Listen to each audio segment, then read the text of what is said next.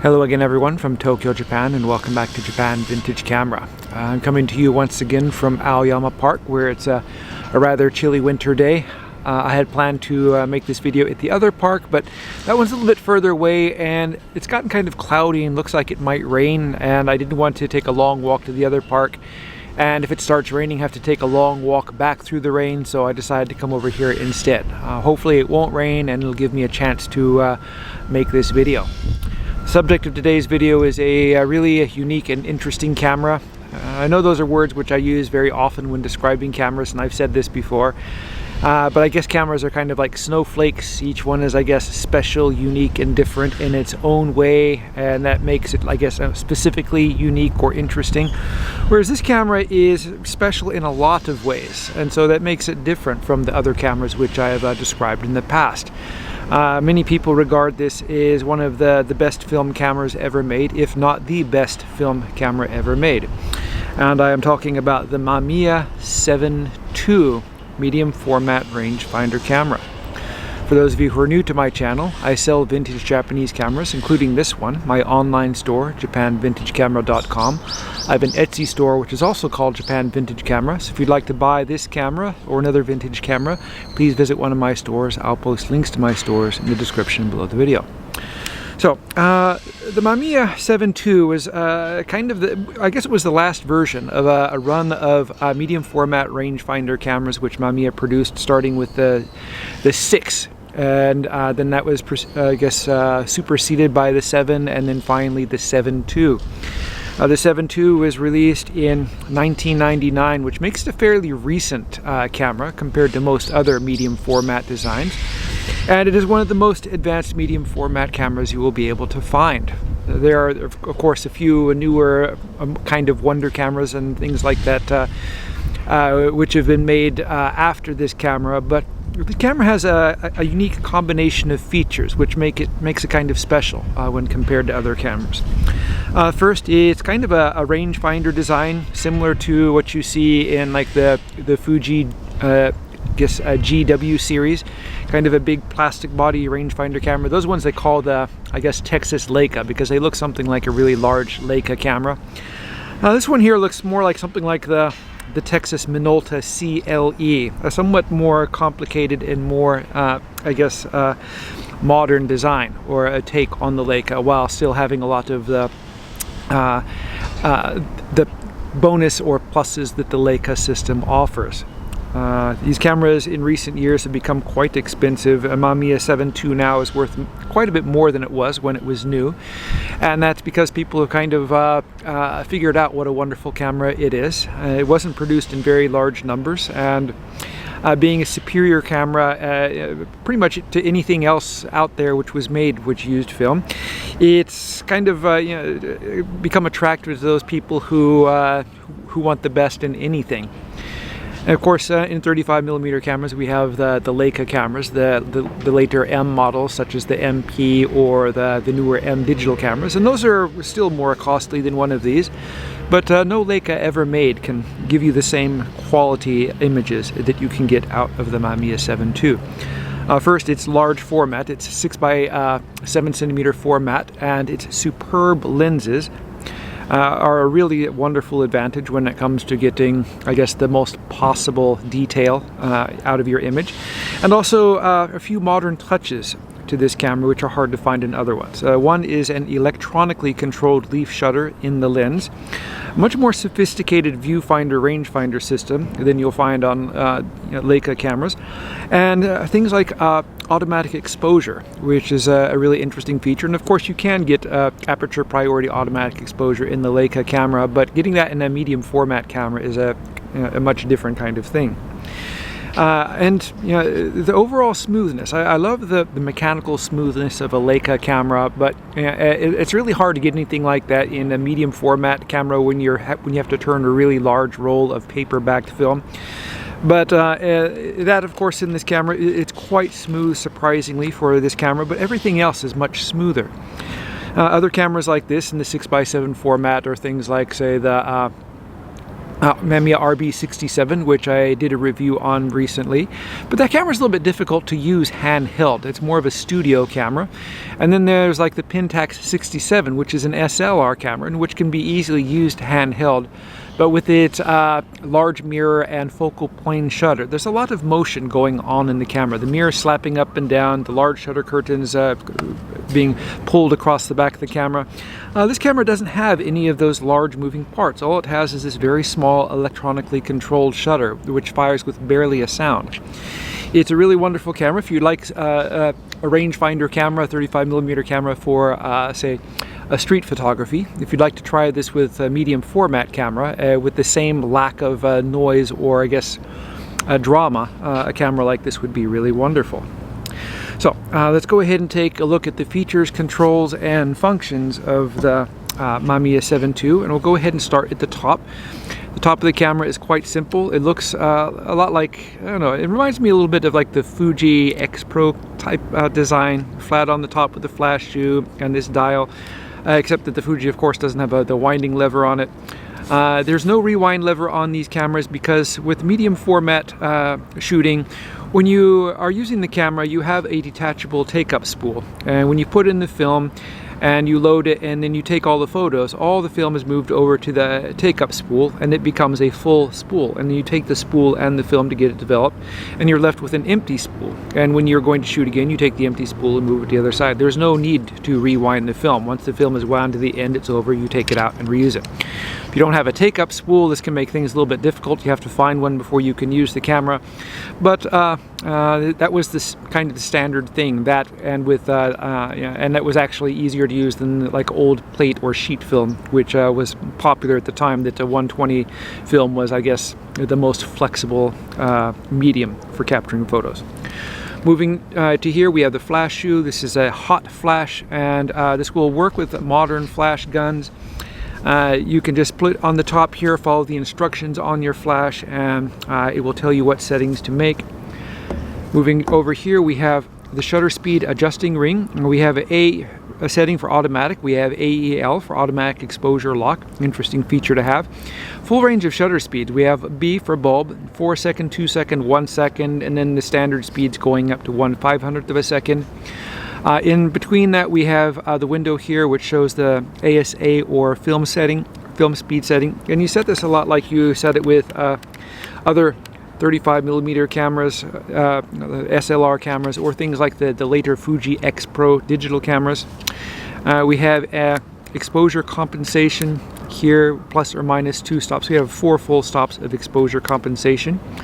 Next to that, we have the film counter dial, which lets you know how many exposures you have. And then we have the power switch here, which you switch on or off. Red means off, white means on. And then we have the shutter release button, which is an electronic button with just a very soft touch. A lot superior to some of the mechanical buttons which we have in other cameras. Moving to the back here, we have the Viewfinder, and this is a rangefinder camera, and it has the projected frame line system similar to what you have in Leica cameras or like the Canon 7 or such, where it sets according to what lens you have set in. There's an LED readout on the bottom which recommends the shutter speed you are using depending on what the light meter says. As you turn the aperture dial, you'll see what you have selected and what the camera recommends. There's an overexposure warning light letting you know that there's not enough light to take the exposure. There's also a battery check lamp system in here on the lower left side, which you can use to test the battery. The back of the camera here, we have a holder here for putting a carton slot from the top of a roll of 120 roll film.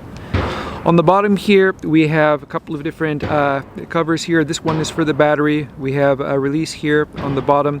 We have a curtain winder on this bottom here, and then we have a curtain release. And this is important for replacing the lens. This is an interchangeable lens camera, which makes it different from, like, say, the Fuji GW 670, 80, 90 cameras.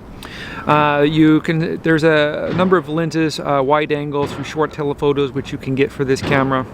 This camera accepts a regular 4LR44 or 4SR44 battery, so you don't have to worry about finding batteries for one of these. It's quite easy. On the front of the camera here we have the viewfinder window, we have the matte glass which provides the light for the projected frame lines, and then we have the rangefinder window. We have a self-timer button here, and we have the self-timer light on the other side. It's very hard to find a medium format camera with an electronic self-timer. That's a really unusual feature for a camera like this. Let's see, continuing, we have a flash sync socket here located on the bottom, and on this side here we have a place to attach a cable release. It's really unusual to put a cable release here, but a complaint which many people have with other cameras is when putting the cable release at the top of the camera and you hold it low, sometimes the cable gets in front of the lens and you end up with the cable obstructing the image you were trying to get. And with a rangefinder camera or certain cameras, you can't tell that the cable is in front of the lens when you're looking through the viewfinder. So this prevents that kind of accidental thing from happening.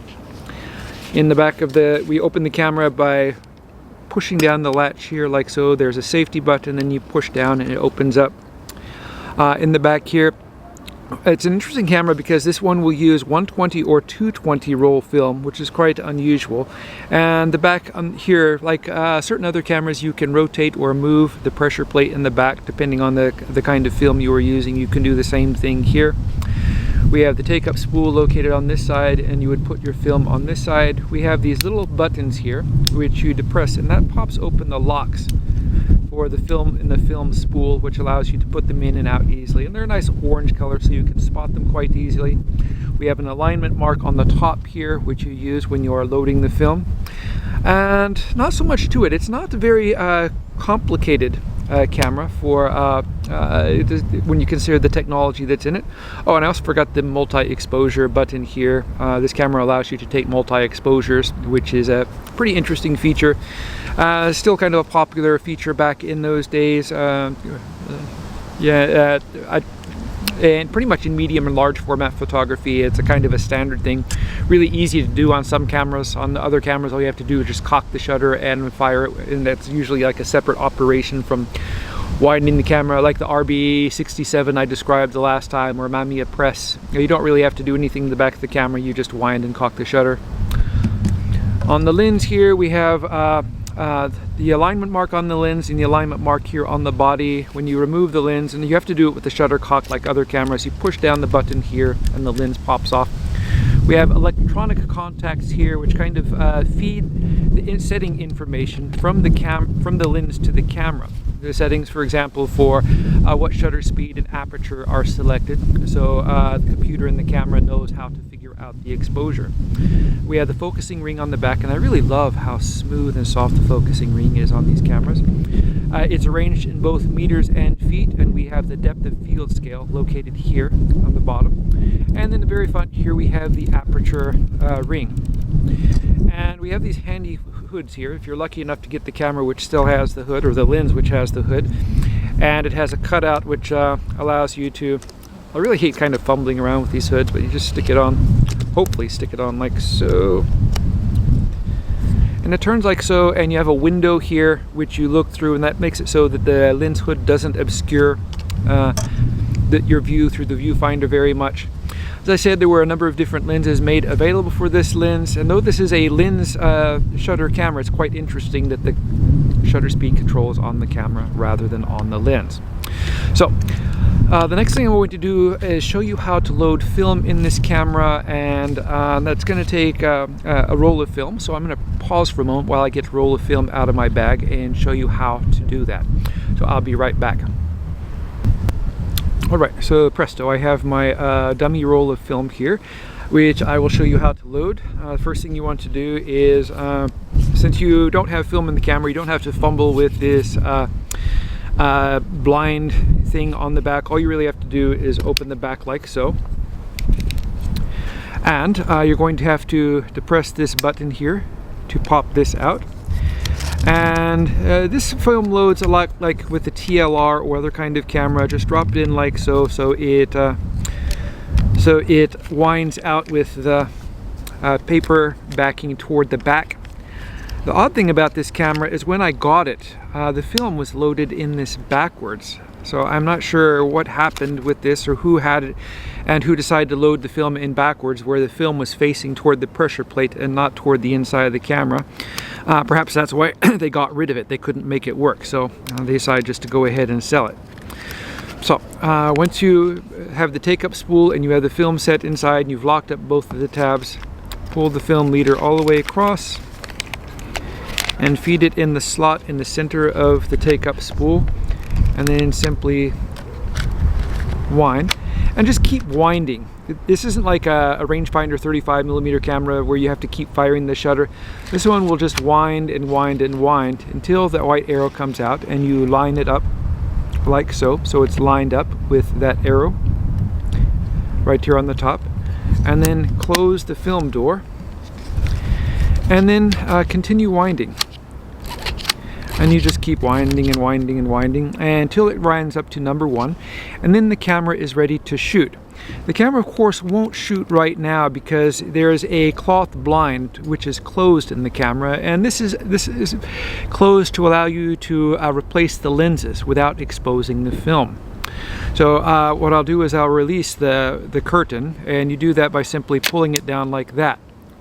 To lock the curtain, you pull up on this tab and you simply turn it that direction. That closes the curtain on the inside of the camera. You can replace the lens with another lens. When the lens is on, lift this up like that, and the camera is ready to go. And then just take off the lens cap, and you can either use the camera manually by selecting shutter speed, and then by looking through the viewfinder, and the built-in meter in the viewfinder will give you a recommended setting. So you simply turn the aperture ring until the numbers line up in the viewfinder and the camera is ready to shoot. Now, I don't know if you even heard that. It's so quiet. Listen. That's all the sound this camera makes when you take a photograph. It sounds something like an Olympus Pen half-frame camera. Almost no sound at all. Very, very quick. And of course, as I mentioned earlier, this camera offers automatic exposure. So all you pretty much have to do is just keep winding and shooting until you get to the end. And when you get to the end, open up the door of the camera, take off the full roll of film on this side, move this empty take-up spool to this side, and then you're ready to go all over again. So anyway, that's it for my video about the Mamiya 7 II camera. I don't often get cameras like this in my shop. This is quite an expensive camera, and those of you, if you look at it, you'll probably be blown away by the price. But if you're worried about that, just think of something like this as a good investment. This camera sells for a couple $1,000s more than it did just a few years ago, and it's likely to sell for even more than that in the future. So, and if you really want the very best in a film camera, the best possible camera with the best possible image, this is really one of the best choices you can make. So anyway, if you like the video, I plan to be making more of these videos in the near future. I've got more interesting cameras on the way. If you'd like to see these, please subscribe. If you like the video, please click the like button. That always helps us out a lot here. Thank you very much for watching, and I hope you tune in again soon.